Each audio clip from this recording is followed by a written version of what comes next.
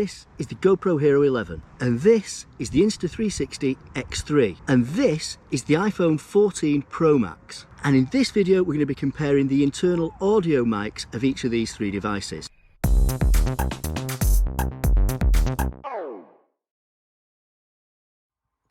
So this is the internal audio from the iPhone 14 Pro Max sitting inside the car.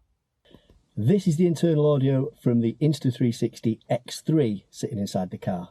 And this is the internal audio from the GoPro Hero 11 sitting inside the car.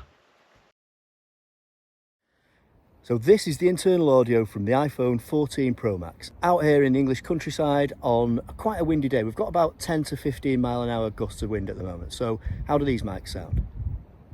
So this is the internal audio from the GoPro Hero 11. Outside, same location in the English countryside, winds of about 10 to 15 miles an hour, out in the middle of nowhere. How does this sound? And this is the internal audio from the Insta360 X3. Same location, 10 to 15 mile an hour gusts of wind here, using only the internal mics. How does this sound? And that's it. Which one sounded best? Let me know in the comments. Thanks for watching. See you next time.